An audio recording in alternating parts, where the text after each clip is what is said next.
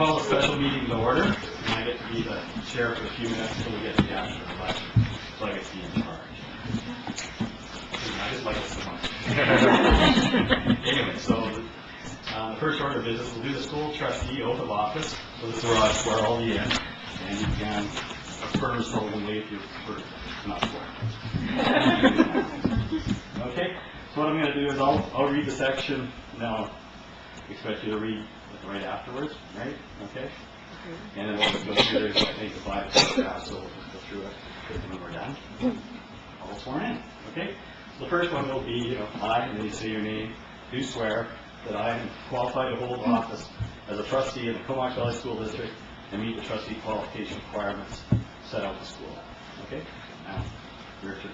I, Tom Weber, do swear that I am qualified to hold office as a trustee in the Comox Valley School District and meet the trustee qualification requirements set out in the School Act.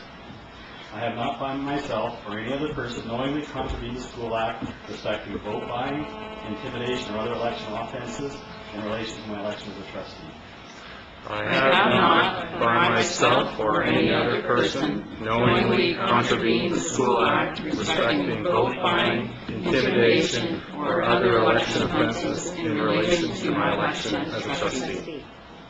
I will abide by the School Act and will faithfully perform the duties of my office and will not allow any private interest to influence my conduct in public matters. I will abide by the School Act and I will faithfully perform the duties of my office and will not allow any private interest to influence my conduct in public matters. I will comply with the requirements of the School Act that relate to conflict of interest, and in particular, I will comply with the requirements relating to disclosure of pecuniary and indirect pecuniary interest in a matter. I will comply with the requirements of the School Act that relate to the conflict of interest, and in particular, I will comply with the requirements relating to the disclosure of pecuniary and indirect pecuniary interest in a matter. Thank you. You're sworn in, so I'll ask you to sign them off. There's extra pens here. And we'll collect them up. You can pass to the right, and down with Deb at the end.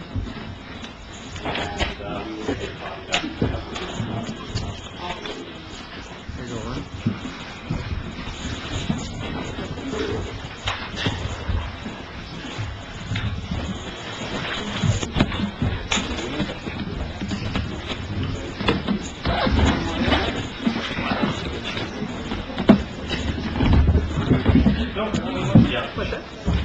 No. I was actually going to do the election authority thing as well.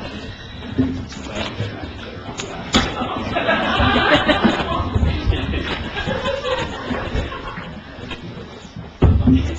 So thank you. So the first order of business after that is the election of the chair. And just so people know what's going to happen after we've elected the chair, it will then be the chair's duty to elect the vice chair as well. So I'm going to actually, at this time, call for nominations for that, the position of chairperson. Somebody would like to Nominate Trustee Barr. Do I have any others? Call for nominations for the position of chair a second time. Call for the third time for nomination for chair. No others? We'll acclaim Trustee Barr, the chair of the board.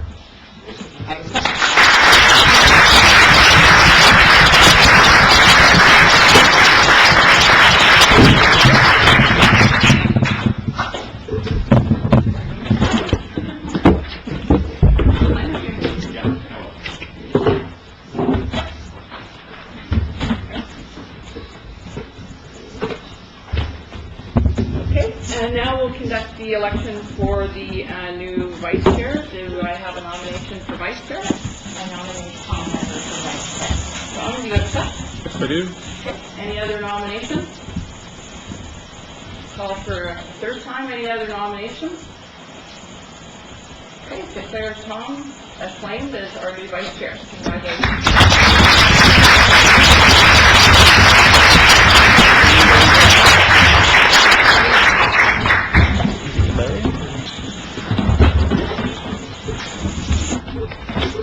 So I'd just like to say a few things on behalf of our new board. I'd like to begin by thanking the people of the Comox Valley for selecting the 7 of us to serve you for the next 3 years.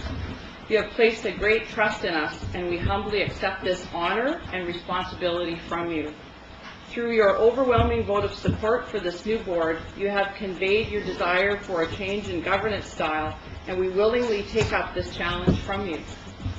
Your new Board of Education is an eclectic group of people with an assortment of interests, strengths, and connections to our communities.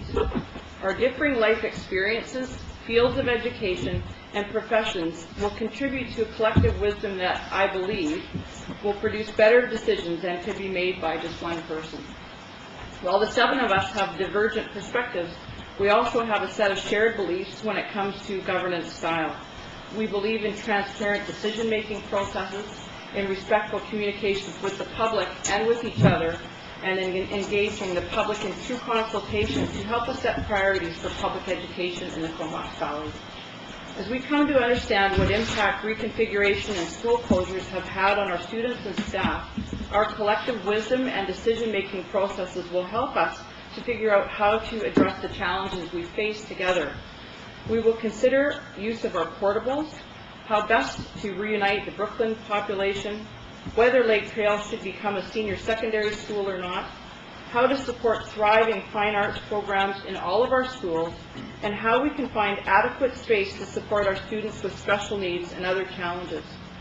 We will need to assess our state of emergency preparedness, consider the topic of international student travel, and tackle class size and composition issues. Perhaps most important of all, we will need to improve our learning and working environments to ensure our students and staff look forward to coming to school every day. To help us grapple with these issues as quickly as possible, the board is announcing that we will have public board meetings on Wednesday, December 17th, Tuesday, January 13th, and Tuesday, January 27th. These meetings will commence at 7 p.m.